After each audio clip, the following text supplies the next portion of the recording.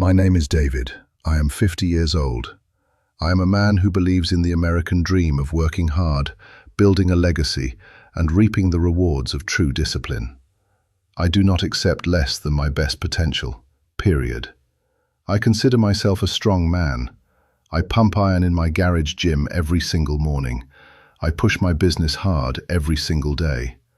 I completely refuse the tired label that society tries to slap on guys our age. But I have to be honest with you today. Not too long ago, I was failing. I was hitting a wall. I was waking up at 2, 3, and 4 in the morning. I was staring at the dark ceiling. My heart was pounding. My muscles were aching.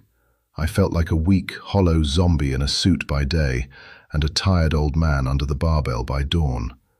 It was destroying my performance. If you are also tired of dealing with fragmented sleep, waking up exhausted in the middle of the night, and you want to learn how I hacked my biology with the best science-based tips and supplements to sleep like a rock, hit the subscribe button and leave a like.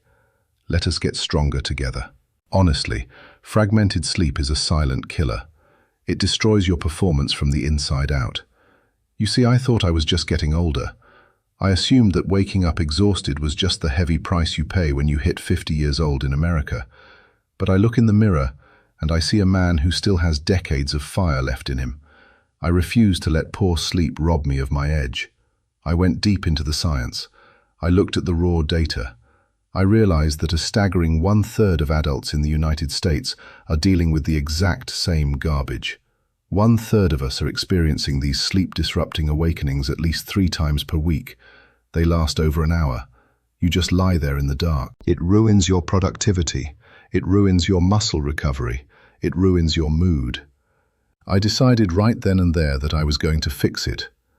I became obsessed with finding the most common causes of nighttime awakenings and the exact strategies to fix them. A viewer named Alina actually asked about this recently. She wanted to know the best nutrients and habits to improve sleep continuity and depth. Let me explain exactly what I found and what I do, because I tested it all on my own body. I felt the changes in my skin, my muscles, and my brain. First, let us talk about the supplements. Everyone immediately reaches for melatonin when they cannot sleep. I did it too. I bought the biggest bottle I could find. But you do not want to take a super high dose of melatonin. I learned that the hard way. I would take massive doses and wake up feeling like I was hit by a truck. The brain fog was so thick I could barely lift my coffee mug, let alone a heavy deadlift in the garage. The sweet spot, if you are going to use it, is taking 3 milligrams or less. You take it 1 to 3 hours before bed.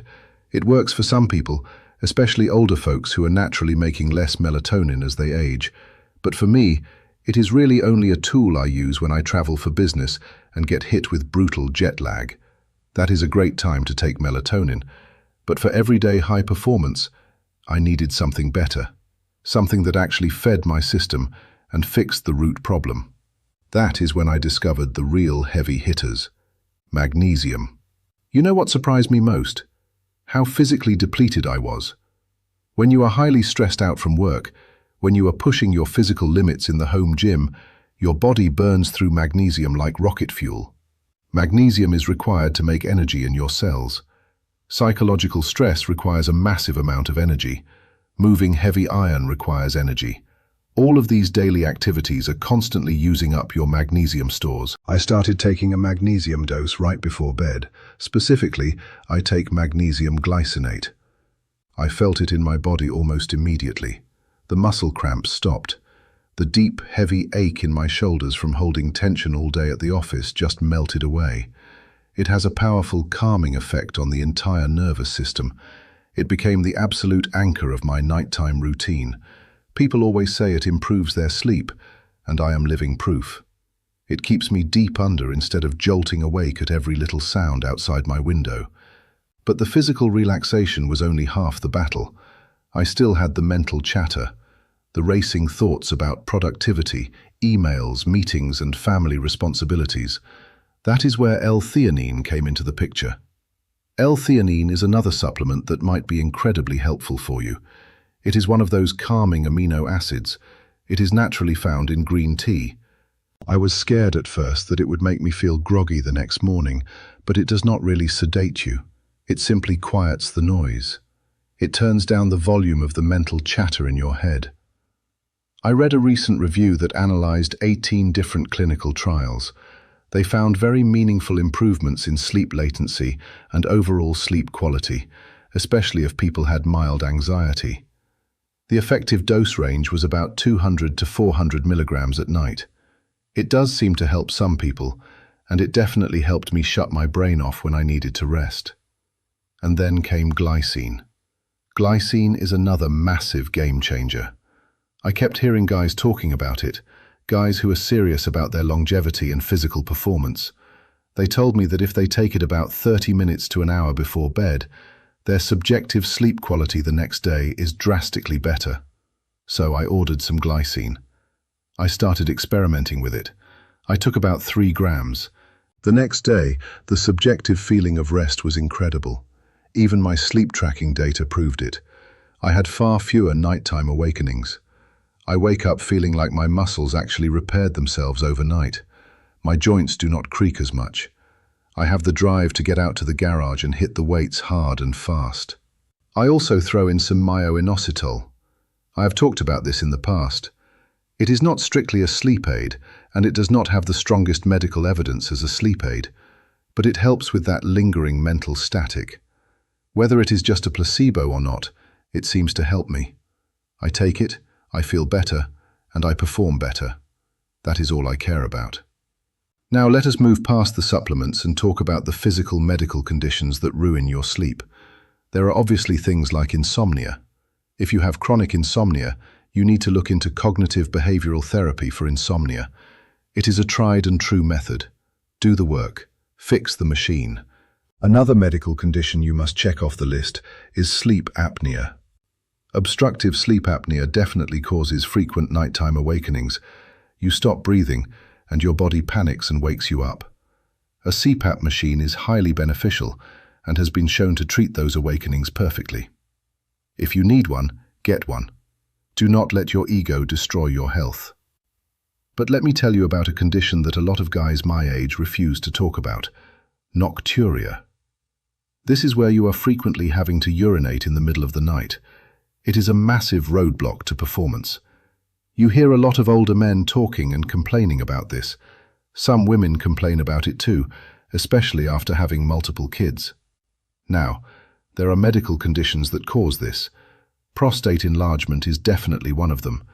Overactive bladder is another.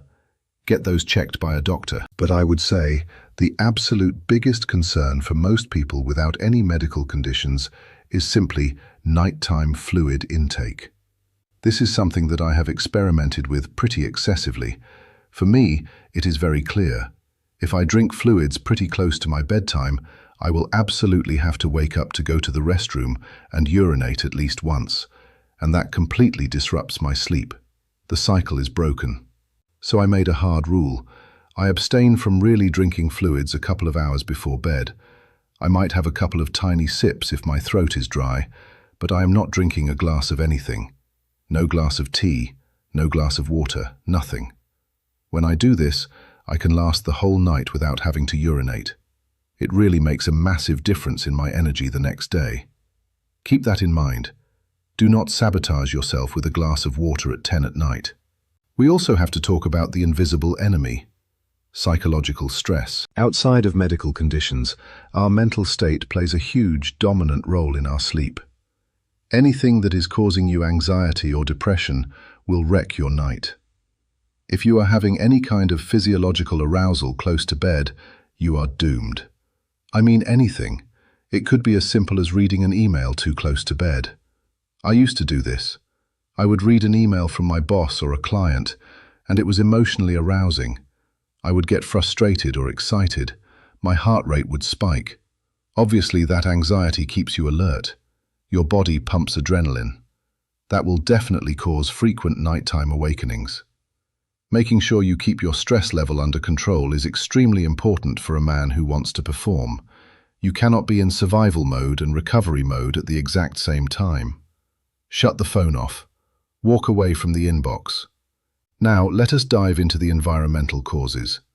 I think that is what a lot of people are highly interested in. One factor that not a lot of people think about, including myself until I had a discussion with Dr. Andy Galpin a few months ago, is irregular sleep schedules. It is really true. If you have an erratic sleep schedule where you are working really late, or you have kids and extracurriculars getting you home late, it destroys your rhythm. Let us say you usually go to bed and have your eyes closed by 10 at night. If something in your life makes you get into bed an hour later, and you are not closing your eyes until 11, that single hour disrupts your entire sleep architecture. It causes frequent nighttime awakenings. Erratic, irregular sleep schedules are something you really must consider. You want to have a strict routine. You want to try to stick to it as much as you possibly can. Obviously, life gets in the way. You cannot always be perfect. But as much as you can, you must defend your sleep schedule like it is your job. Let us talk about the hardest habit I had to break: alcohol consumption. I released an entire episode about this last summer. Alcohol is one of the major things that increases nighttime awakenings. Many people consume alcohol in the evening because they falsely think it is helping improve their sleep. I used to think a glass of whiskey was my reward after a hard day of producing. They think it works because alcohol reduces sleep latency. You do fall asleep quicker, but it is a trap. The terrible trade-off is that your sleep will be heavily fragmented. You will have frequent nighttime awakenings. You sweat, you toss and turn. Your resting heart rate stays high. You definitely want to try to avoid consuming alcohol within at least a few hours of going to bed. Honestly, the absolute best option is to skip it altogether. If you are going to drink, keeping it at least 4 hours before bedtime can help reduce the massive impact it has on your sleep. I don't accept less than my best potential, so the late-night drinks had to be cut. Another huge mistake I was making was late-night eating. There is a variety of biological reasons why this is bad. I have talked to Dr. Sachin Panda about this. He mentioned that you do not want to be digesting massive amounts of food while you are sleeping. Digesting food obviously activates the sympathetic nervous system. Your body is working. It thinks this is awake time. That causes nighttime awakenings. It raises your blood glucose levels. It raises your insulin levels. And here is the physical kicker that I noticed immediately. It increases your core body temperature. If your core body temperature is up, that is going to cause you to wake up sweating. Your core body temperature is supposed to fall at night. That drop is deeply important to help you sleep better. I have absolutely noticed this in my own bed. If something happens and I have dinner later, closer to my bedtime, I am hot when I am laying in bed. I am just hot. I lay there thinking, why am I so hot? It has always been traced back to eating dinner outside of my normal time, right before bed. I sleep terrible those nights. You want to actively stop eating at least 3 hours before your natural bedtime.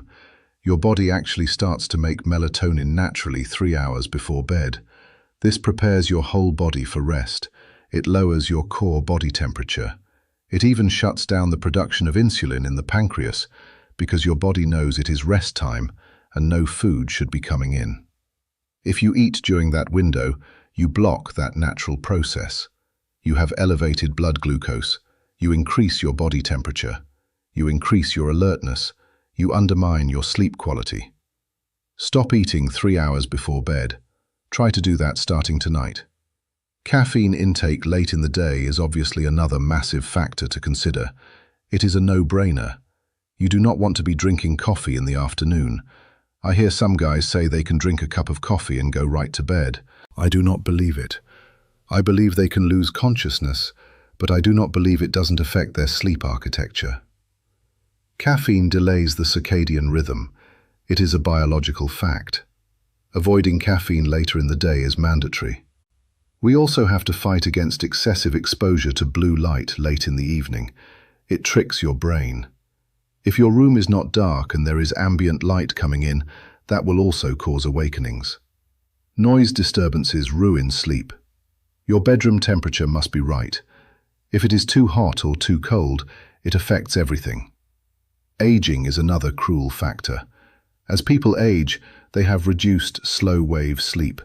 They have lower melatonin production. They have lighter, less restorative sleep. You can be awakened really easily. For women, menopause symptoms disrupt sleep. There are all these physical things happening to us. We cannot control getting older, but we can control our habits. We can engineer our environment to fight back. Let us talk about the strict factors we have total control over. First off, good sleep hygiene. This is always the foundation.